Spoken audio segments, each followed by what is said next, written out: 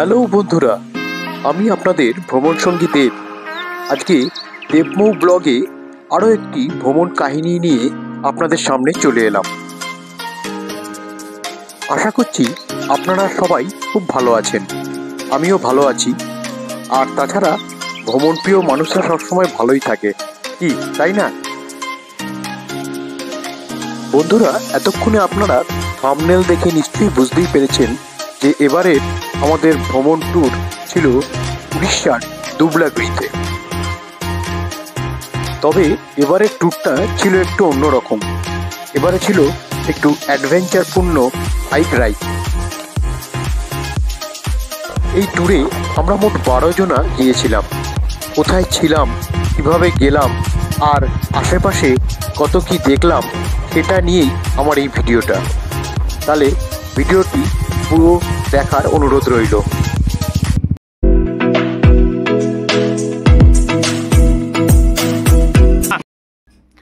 Hello বন্ধুরা, এখন ঘড়িতে 5:10 বাজে। আমরা ধুবলাগড়ির উদ্দেশ্যে রওনা হব। আমি এখন বাড়ি থেকে বেরোবো বরানগর। তারপরে ডানলপ থেকে আমার একজন অফিস কলিগকে তুলে আমরা ধুবলাগড়িতে মিট করব। তো জার্নি স্টার্ট করি। ভোর 5টা বাজলেও এখনো পর্যন্ত দিনের আলো কিন্তু ফোটেনি। আর এই যে আমার বাহন পুরো রেডি হয়ে দাঁড়িয়ে আছে। আমাদের সমস্ত অফিস কলিগের সঙ্গে কথা বলা হয়েছে এবং আমরা সবাই মিট করব ধুলাগড় টোল প্লাজা পার করে। তাহলে চলুন পবনপুত্র হনুমানজির নাম নিয়ে আমাদের যাত্রা শুরু করা যাক।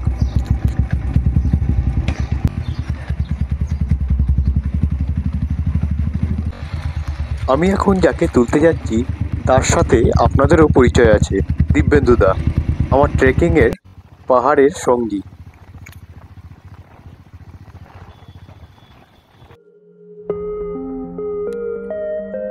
আস্তে আস্তে দিনের আলো ফুটতে চলেছে। চিরাচরিত আমাদের দক্ষিণেশ্বরের ভবতারিণী ব্রিজ পার করে ধুলাগড়ে এসে পৌঁছালাম। ফেব্রুয়ারি মাস হলেও কলকাতার দিকে ঠান্ডাটা একটু কমই থাকে। তবে বাইক চালালে বেশ ঠান্ডা লাগছিল, সেই জন্য গরমের পোশাকও আমরা নিয়ে নিয়েছিলাম। ছোট থেকেই বাইক নিয়ে একটা অ্যাডভেঞ্চার রাইড করার খুব ইচ্ছে ছিল, কিন্তু বড় হতে হতে সময়ের জালে আবদ্ধ হয়ে সেই স্বপ্ন আর পূরণ হয়নি।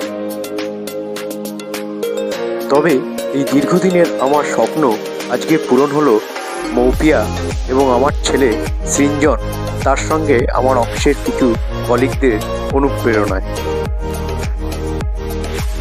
আপনাদের যারা যারা এই ভিডিও দেখছেন এবং ইচ্ছে থাকা সত্ত্বেও এখনো হয়ে ওঠেনি, তাদেরকে বলি এই ভিডিওটা অনেকটাই আপনাদের অনুপ্রেরণা দেবে। সকালবেলায় ধুলাগড়ে বাঙালির এনার্জি ড্রিঙ্কসকে মুখে লাগিয়ে আমরা এবার যাত্রা শুরু করার প্রস্তুতি নিলাম, কারণ প্রায় 250 কিলোমিটার পথ আমাদের অতিক্রম করতে হবে।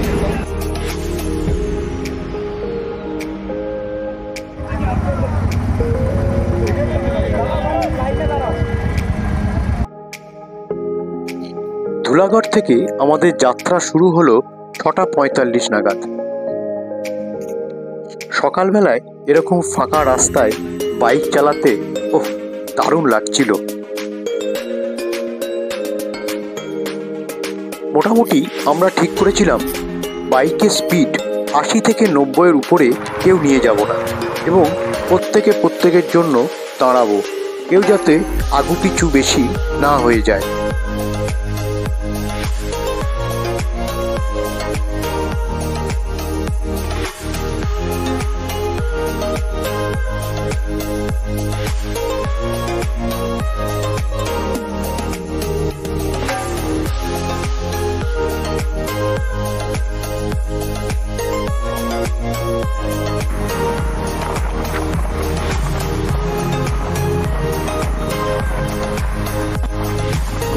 দেখতে দেখতেই আমরা কোলাঘাট পৌঁছে গেলাম।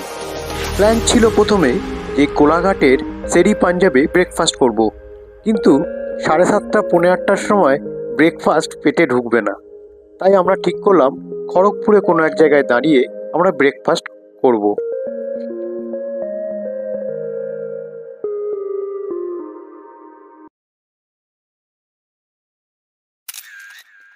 মাঝে মধ্যেই দাঁড়িয়ে দাঁড়িয়ে ফটো সেশন তো চলছিল, তবে এই ধরনের হাইওয়েতে বাইক রাইডিং করতে গেলে অবশ্যই মাথায় রাখতে হবে যে আমরা আনন্দ মজা করার জন্য এই ট্যুরগুলো করে থাকি।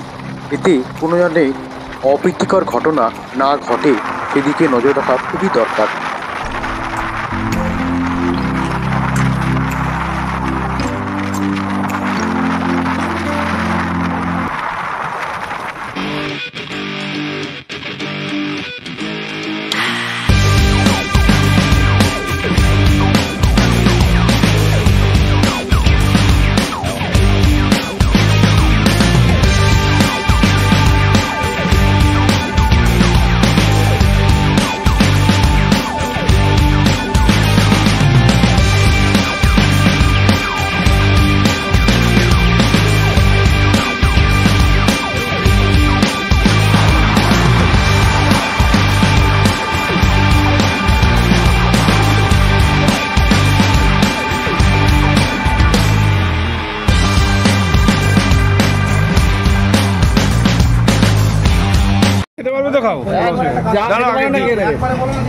ও দিচ্ছে না, ও ফটো তুলছে। তোমার দোকানে তো নাম হচ্ছে না, দোকানদার বলছে ভাইরাল হবে না, ভাইরাল করবো করে দিয়েছে। অপমান হওয়ার পর ঠিক এরকম লাগে দেখতে। এই বলছে আমাকে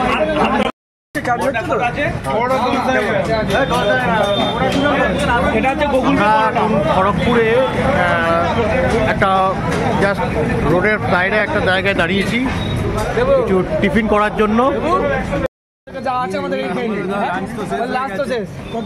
দিব্যেন্দুদা মোটামুটি শুরু করে দিয়েছে, কিন্তু পুরঞ্জিত।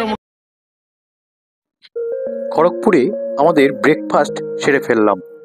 ছিল পেটাই পরোটা আর আলুর তরকারি, দারুণ লাগছিল খেতে। কয়েকজন অবশ্য মুড়ি খেলো।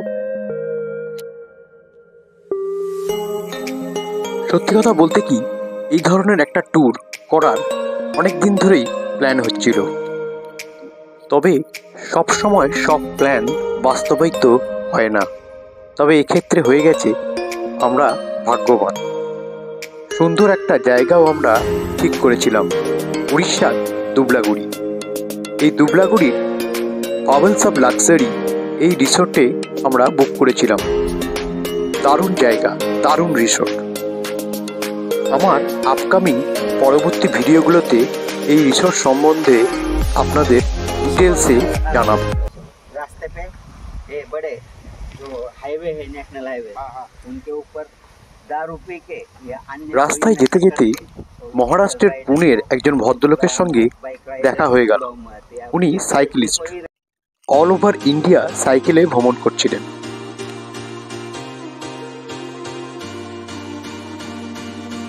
লম্বা ট্যুর, তার সঙ্গে বেলা বাড়ার সঙ্গে সঙ্গে টেম্পারেচারও ধীরে ধীরে বৃদ্ধি পাচ্ছিল, তাই মাঝে মধ্যেই আমরা স্টপেজ দিয়ে একটু জিরিয়ে নিচ্ছিলাম।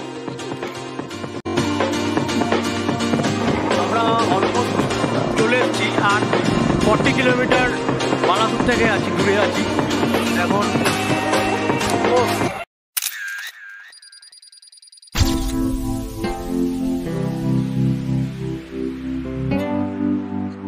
আমাদের কাছে রেস্ট বা জিরিয়ে নেওয়ার অর্থ হলো একটু দাঁড়িয়ে নাচ গানের মধ্যে সময়টাকে অতিবাহিত করা। আর আমাদের টিমে এনার্জেটিক পার্সনের কোনো অভাব ছিল না। অভিক, স্যান্ডি, পুরঞ্জিত, বিবেক, দিব্যেন্দুদা, আদিত্য, অনেকেই। সুযোগ পেলেই নাচ গান। আর আমিও পুরো ব্যাপারটাই বেশ ভালোই উপভোগ করছিলাম।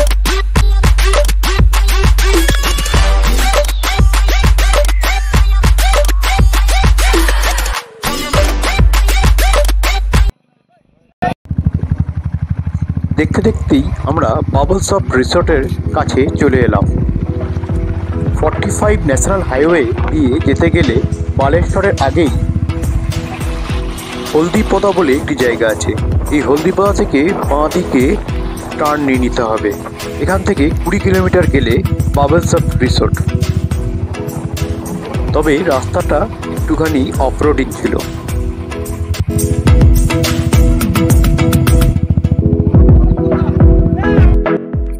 কথায় আছে প্রথমে দর্শনধারী তারপরে গুণ বিচারী। তো দর্শনে যা দেখলাম রিসোর্টটি খুব ভালো লাগলো। এখন ঘড়িতে 1:15 বাজে। আমরা ওই 5:30 6টা নাগাদ বেরিয়েছি। মাঝ রাস্তায় অনেকবার দাঁড়িয়েছি, যদিও অনেকক্ষণ দাঁড়িয়েছি। তো এই ভিডিওটা এতদূর পর্যন্তই থাকলো। এর পরবর্তী ভিডিওতে এই রিসোর্টটি কেমন, এর আশেপাশে ঘুরে দেখার মতো জায়গা কী কী আছে সব নিয়ে একটা ডিটেলস ভিডিও করছি। আর হ্যাঁ, ভিডিওটি কেমন লাগলো অবশ্যই জানাবেন। তার সঙ্গে লাইক, শেয়ার এবং সাবস্ক্রাইব করবেন। আপনাদের এই এক একটা সাবস্ক্রিপশনই আমার আগামী ভিডিওর জন্য অনুপ্রেরণা যোগায়।